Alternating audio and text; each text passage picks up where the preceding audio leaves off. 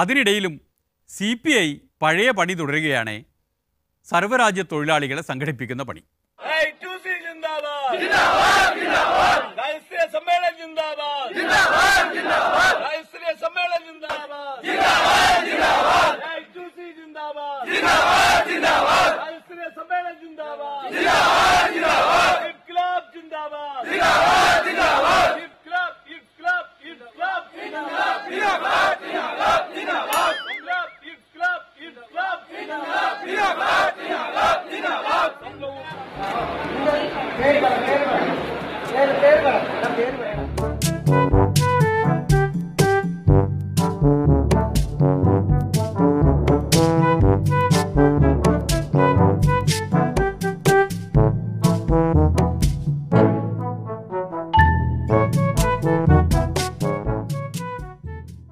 അതെ അതെ, കാനം സഖാവിൻ്റെ പാർട്ടിയാണ് ശരിക്കും ഇന്ത്യൻ കമ്മ്യൂണിസ്റ്റ് പാർട്ടി.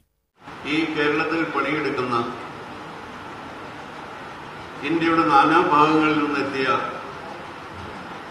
തൊഴിലാളികളെ സംഘടിപ്പിക്കുകയും അവരുടെ ആവശ്യങ്ങൾ പൊതുസമൂഹത്തിന്റെയും സർക്കാരിന്റെയും മുന്നിൽ കൊണ്ടുവരിക എന്നതാണ്. ട്രേഡ് യൂണിയൻ പ്രവർത്തനം ഏതെങ്കിലും തരത്തിലുള്ള സ്വാധീനം വർദ്ധിപ്പിക്കുക, അവരുടെ രാഷ്ട്രീയ സ്വാധീനം വർദ്ധിപ്പിക്കുക മാത്രമല്ല, അവർ ഒരു വലിയ സാമൂഹിക സേവനമാണ് ചെയ്യുന്നത് എന്ന് ആ ഒരു ആശയത്തിൽ നിന്നാണ് ഇത്തരമൊരു യൂണിയൻ എന്ന ചിന്ത AITUCയുടെ മുന്നിൽ വന്നത്. अभी मजदूरों को जो संगठन है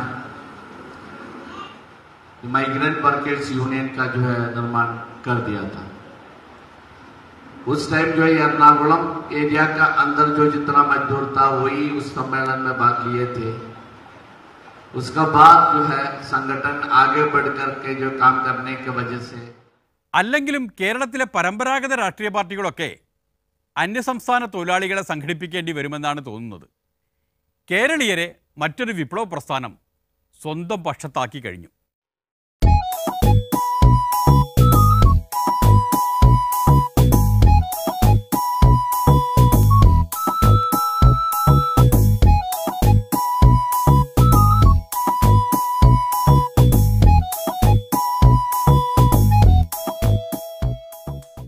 PC ജോർജിന് എല്ലായിടത്തും ഇങ്ങനെ കന്നിപ്രവർത്തകരെയാണ് കിട്ടുന്നത്. ഇത് സ്വതന്ത്ര ബസ് തൊഴിലാളി യൂണിയന്റെ സ്ഥാപക സമ്മേളനമാണ്. സ്വാഗത പ്രസംഗൻ 2-3 ദിവസമായി ഉറങ്ങിയിട്ടില്ല എന്നെനിക്ക് ബോധ്യമായി.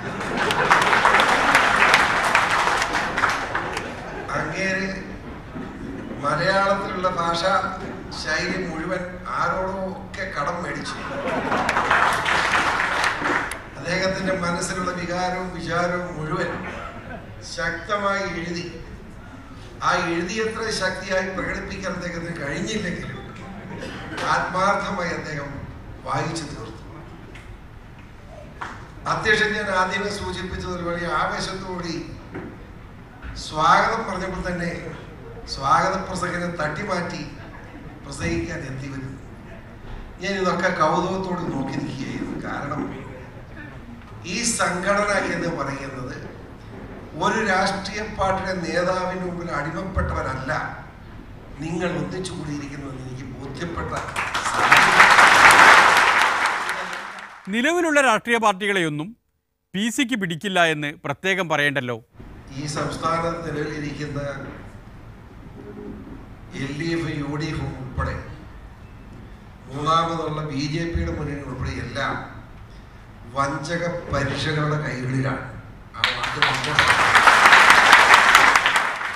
രാഷ്ട്രീയ പാർട്ടികളോടും അവയുടെ നേതാക്കളോടും മാത്രമല്ല, ഈ ജനാധിപത്യ സംവിധാനത്തോട് തന്നെ PCക്ക് അത്രയങ്ങോട്ട് ഇണക്കമില്ല. MLA-മാരെയും നിങ്ങൾ ഈ പറഞ്ഞതുപോലെ ബഹുമാനിച്ചോ, സ്പീക്കറെ വളരെയധികം ബഹുമാനിച്ചോ, ഇല്ലെങ്കിൽ നിങ്ങളെ പ്രിവിലേജ് കൊണ്ടുപോകും. അതായത് മനുഷ്യരെ പിഴിയാൻ, ഭയപ്പെടുത്താൻ എന്തെല്ലാം നിയമങ്ങൾ ഈ രാജ്യത്തുണ്ടാകണോ അതെല്ലാം ഉണ്ടാക്കി വെച്ചുകൊണ്ടാണ് ജനാധിപത്യ ഭരണം ഇന്ത്യയിൽ നിലനിൽക്കുന്നതെന്ന് പറയേണ്ടി വന്നൊരു ദുഃഖമാണ്. MLA-മാരെ മാത്രമല്ല കേട്ടോ, പഞ്ചായത്ത് മെമ്പർമാരെ വരെ അകറ്റി നിർത്തണമെന്നാണ് PCയുടെ പക്ഷം. പഞ്ചായത്ത് മെമ്പർമാർ കട്ട് തിന്നുകല്ലേ, പഠിപ്പിച്ചതല്ലേ. നേതാക്കന്മാർ കക്കാമെങ്കിൽ അനുയായികൾക്ക് കക്കാൻ പാടില്ല. എടാ, മന്ത്രി കക്കുമ്പോൾ പിന്നെ മെമ്പർ കക്കാൻ പാടില്ലേ? എന്റെ കുഴപ്പം. മെമ്പറോട് ചോദ്യം ചെയ്യാൻ മന്ത്രിമാർക്ക് കഴിയൂ, സംസ്ഥാന നേതാക്കന്മാർക്ക് കഴിയൂ. ആ ഗതിയില്ലേ. അതുകൊണ്ട് നമ്മുടെ മുന്നേറ്റം എന്ന് പറയുന്നത് ഗ്രാമപഞ്ചായത്ത് മുതൽ കേരള നിയമസഭ വരെയാണ്. നമ്മുടെ മുന്നേറ്റം സമരം എന്ന് പറയുന്നത് വില്ലേജ് ഓഫീസ് മുതൽ സെക്രട്ടേറിയറ്റ് വരെയാണ്. വില്ലേജ് അസിസ്റ്റന്റ് മുതൽ ചീഫ് സെക്രട്ടറി വരെയാണ്. പഞ്ചായത്ത് മെമ്പർ മുതൽ മുഖ്യമന്ത്രി വരെയാണ്. വിട്ടുവീഴ്ചയുടെ പ്രശ്നമില്ല. എന്ന് വെച്ചാൽ പച്ചക്കങ്ങ് പറയാം, കേരളം മാറാൻ പോവുകയാണ്. വേണമെങ്കിൽ വിശ്വസിച്ചോളൂ. അതിശക്തമായ പോരാട്ടം ഒരു 6 മാസത്തിനകം കേരളത്തിൽ എമ്പാടും ഉണ്ടാവും. അതിനുള്ള എല്ലാ ശക്തമായ ഇടപെടലുകളും എല്ലാ മേഖലയിലും നടത്തിക്കൊണ്ടിരിക്കുകയാണ്. പുറകോട്ട് പോകുന്ന പ്രശ്നമില്ല. എനിക്ക് മന്ത്രിയാകാനാണെന്ന് വിചാരിക്കുക. മന്ത്രിയാണ് 2006-ലാകായിരുന്നു, 2011-ലാകായിരുന്നു. മന്ത്രിയാകാനല്ല. ഈ രാജ്യത്ത് രാഷ്ട്രീയ പ്രവർത്തനത്തിൽ അഴിമതിയും സ്വേച്ഛാധിപത്യവും ഇല്ലാതെ ജനകീയമായ ഒരു മുന്നേറ്റം ഈ രാജ്യത്തുണ്ടാവാൻ. അങ്ങനെ ഒരു മുന്നേറ്റം ഉണ്ടാക്കുന്നത് എന്തിനെന്നോ, PC-യുടെ മനസ്സിലൊരു മാതൃകാ നാടുണ്ട്. തമിഴ്നാട്. വിദ്യാഭ്യാസം ഇല്ലാത്തവന്മാരാന്ന് നമ്മൾ പറയുന്നു. അവിടെ ഒരു ഇഡ്ഡലിക്ക് 1 രൂപയാണ്. അതെങ്ങനെയാണ്? അമ്മയുടെ വകയാണ്. ആയിക്കോട്ടെ, അമ്മ കുഴപ്പക്കാരിയാണെന്നാണല്ലോ ഈ കോൺഗ്രസ്സുകാരും കമ്മ്യൂണിസ്റ്റുകാരും ഞങ്ങളെ പഠിപ്പിച്ചത്. പക്ഷെ അവരുടെ കാലത്ത് അമ്മ ഹോട്ടലിൽ ഒരു ഇഡ്ഡലിക്ക് 1 രൂപ. ഇവിടെ രമേശ് ചെന്നിത്തല ഹോട്ടലും പിണറായി വിജയന്റെ ഹോട്ടലുമാണ് ഉള്ളത്. എല്ലാ ഹോട്ടലിലും 12 രൂപ. ഇതെന്നാ ചേട്ടാ ഇങ്ങനെ? ഞങ്ങളോട് ചെയ്യാമോ? ഇവിടെ പാവങ്ങളെ.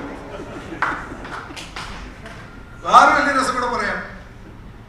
അവിടെ നമ്മുടെ എല്ലാ കുടുംബങ്ങളിലും അവിടെ തമിഴ്നാട്ടിലെ മുഴുവൻ DPL AP നോക്കാതെ എല്ലാ വീട്ടിലും ഒരു കളർ ടെലിവിഷൻ, ഒരു ഗ്രൈൻഡർ, ഒരു മിക്സി, ഒരു ടേബിൾ ഫാൻ. ഇത്ര സൗജന്യമായിട്ട് റവന്യൂ ഡിപ്പാർട്ട്മെന്റ് ഉദ്യോഗസ്ഥന്മാർ വീട്ടിൽ കൊണ്ട് അമ്മയുടെ കയ്യിൽ നിന്ന് ഉപ്പിട്ട് മേടിച്ചിരിക്കുക. ഞാനിതറിഞ്ഞ് കൂളിൽ ചെന്നപ്പം ടെലിവിഷൻ വിൽക്കാൻ എടുത്ത് വെച്ചിരിക്കുക. ചോദിച്ചപ്പം ഉള്ളവര് പിന്നെ രണ്ടാമത് ഒന്നുകൂടെ കിട്ടിയപ്പോൾ നമ്മുടെ കേരളത്തിൽ കൂടെ വിൽക്കുക. ആലോചിച്ചു.